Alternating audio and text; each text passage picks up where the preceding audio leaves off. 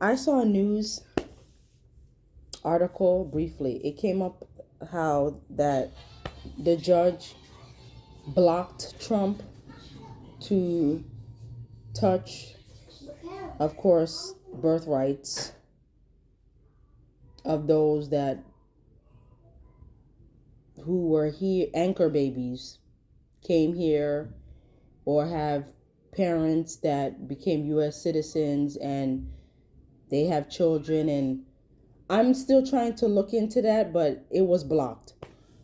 When people were getting upset that Trump is doing this or it's going to go back to slavery, I didn't get scared because one, I know who represents the state of New York in that White House. So there's Richie Torres and there's Alexandria Cortez. If you pay attention to who your representative is in that seat, you would know who has their hand in some of these bills. And how I look at it is like this: if they don't want to be threatened or have their life in jeopardy over Trump, they know not to touch certain stuff. They already overturned Roe versus Wade. There are just certain things Trump cannot touch or do. I will say, and I'm an immigrant, I'm glad that ICE is starting the deportation. I don't really feel bad. I'm not sure why there are people protesting, talking about we need to protect them. If you care so much, you can house them. You see them on the streets, you see them on the train begging or selling items. Why don't you house them? New York, and I can't speak for the rest of the states, but New York, we've been taking care of them financially almost 3 years. So I'm trying to see how nice do we have to be. Keep in mind that I used to be in the shelter, and let's just say they decide to put me up because they're no longer getting funding because it's not free to be in the shelter. I can't be upset. I have two options. I either find a place, live with somebody. No, there's three options because there's some options if they're safe. Find another place, live with somebody, hotel. A bonus one, leave the state. People have to understand that America is not what it used to be. And I read a comment saying that how people were like, yeah, some of them are leaving because they also know that it takes years for the American dream to become alive. And that's true. Because after you done work minimum wage for many years, after you done bounce from house to house, and I'm speaking from what my relatives did, like my aunts, my mom, they had to live with people, with many people in a house with a few bedrooms and make ends meet and save their money to maybe one day have their own place. So yes, the American dream don't happen overnight. So they're starting to see it. Keep in mind that New York's rent is very high. What made you think that you could survive here in this state, although it's a sanctuary state? No. So some of them are going to other places. I heard that some of them are going to North Dakota. Those places that don't have that many people in their state anyway. Hey, go. You might have better blessings there, because I know with those states that have less people, there's more resources able to circulate. Whereas you're in a overpopulated state like Chicago, New York, California. California is not the best place to be migrating to, considering that they're struggling with the wildfires and the air pollution. So yeah, but I'm trying to understand why these protesters think we need to feel sorry for them. No.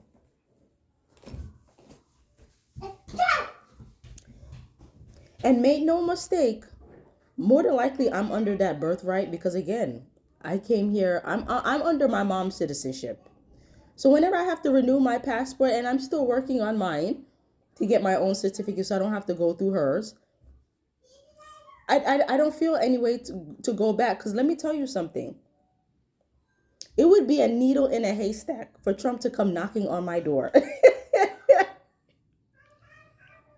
Number one, I don't answer my door, and number two, I know they don't have me listed here as illegal. And three, I haven't committed any illegal acts. So I am not under his radar. But if they do decide to come knocking on my door, I'm not answering. I'm just not answering. Nor am I showing paperwork to who. For what? No. Especially if my tax dollars have, I put money into this economy, so I'm not going anywhere. So for those people saying that, oh, you should have compassion because you're a fellow immigrant. No, I don't. I just go to another state where I can't be touched. But I'm not about to have compassion because I'm an immigrant too. No, I'm not going to. Not only that, the other reason why I don't have compassion for some of these immigrants, the ones here illegally, today I'm in a store. The security, African descent. There's a big screen TV. It's a camera. I go in the store. I have my hood over my face, looking for headphones. I ask the guy at the counter, where are the headphones? He directs me. He asks you, did you find the headphones? I said, yeah, because I'm mumbling to myself. So I guess he wanted to know if I found them. Found them. Paid for it. Got my receipt. So there's a stairs when you go up this up and out the door. So I put the item in my pocket. Then I'm looking at a candy because one of my daughters is obsessed with the Rocher candy. So I'm looking, mind you, the security's running his mouth instead of looking at the camera. So I proceed to the door. He's like, are you finished? Mind you, I have my pepper spray in the other hand. So I'm like, am I finished? So then it dawned on me, oh, he thinks that I stole something. I'm like, this is my receipt. I was like, sir, you didn't look at your camera to know that I paid for that? Because at this point, I'm the only one in the store. Somebody did come after me, but he took her shopping cart. But I'm thinking to myself, I don't have a book bag. You see, if I had a book bag, I would have let it pass. But I don't have a book bag. So what did you think I was stealing? Then you don't know how to speak correct English, but you're trying to police me. Now, granted, I understand that there is a lot of theft going on. I get it.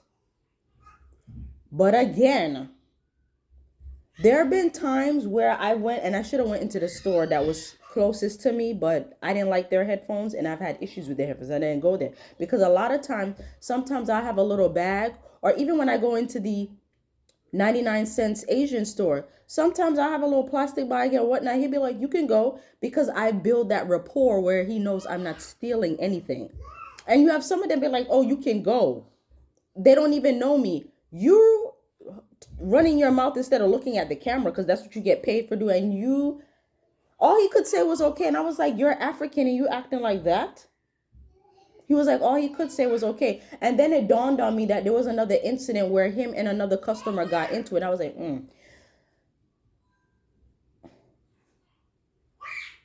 So, and them people, and I say that to say that them people, they came in here illegally too. Because when Biden's administration decided to have the immigrants come over here for whatever reason, they were one of those that came, because everybody thinks it's Hispanics and Latinos. No, they were Africans that came here too, and the Haitians. So we need to stop that narrative. There's a lot of illegal immigrants. They are not only Hispanics and whatnot. And I had to look at them. I was like, So stuff like that and that type of behavior, I can't sit there and march for you to stay in this country, because what we're not going to do. And it's sad to say, but and I'm still on Africans, some of them, they have this mindset that they're better than us African Americans. No, you're not. You left your struggling country, although Africa is rich with resources, because everybody thinks that that continent is poor. It's not. But they have wars, and sometimes their political figures can be extreme and even dictators. So they leave. And then you have the nerve to turn up your nose and act so. And the thing is, I say that to say this, a lot of them, they don't say excuse me. Some of them will have their bikes because they do Uber deliveries and food deliveries, will hit you, push past you, and whatnot. They are rude. They are rude. So it's very hard for me to feel bad and try to have some compassion. You're rude. So if you're one of those that Trump ends up sending their way back, I have no shame. And the thing is, I really don't like going in there to get my hair done, but there's one African lady, she treats me well and she's very nice, so I go in there. But to be honest with you, I prefer to support my American business or whatnot, because with the immigrants, sometimes they're not appreciative. They come here, they have their businesses, they work, and then they feel like they're better. No, you should be humble.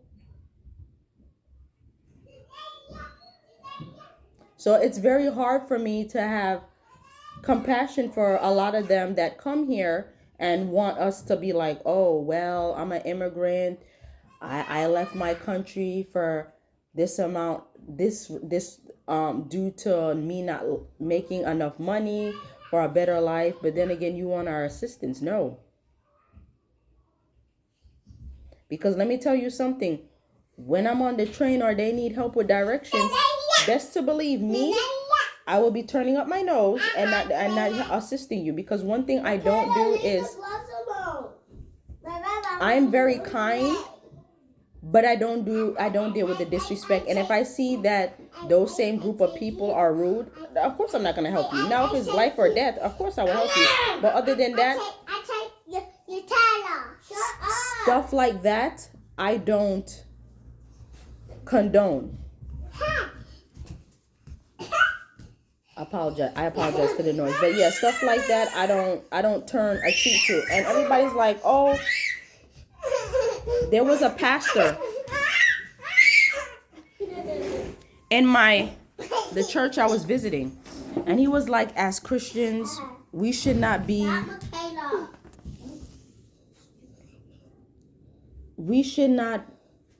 treat the illegals here as criminals. We should embrace them and help them.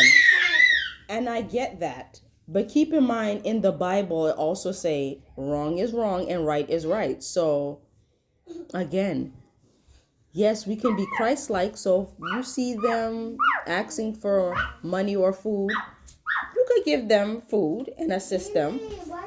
You shouldn't mistreat them or be mean. But again, New York already used a lot of their resources and our tax dollars to assist them. And I feel like when you're getting assistance, especially if it's financial, you should save that and put that towards your goals or your future. A lot of them are leaving and have bus tickets to go. So it looks like they did save, because for them to be leaving voluntary, I'm shocked, but that goes to show you that they had money saved up. And a lot of them did not come here without nothing. Some of them sold their house, are working here off the books and have income. Because a lot of people think, oh, they came here with just the shirts on their back. No. No, a lot of them were not poor. It's just that the money and the labor there, it doesn't really balance out. Like, you can work 40 hours, you can get bonuses here. In their country, you cannot. So it would make sense for them to migrate to America and work, put money aside, especially if they're sending money back home to their relatives. So that's why they come here.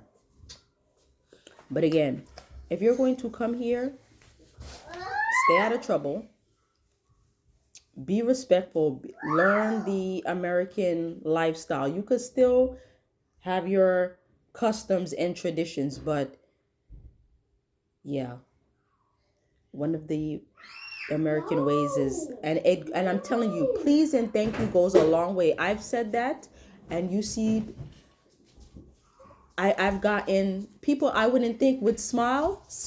Please and thank you goes a long way. So if you're going to come here, please learn common courtesy. You're going to stay here, common courtesy.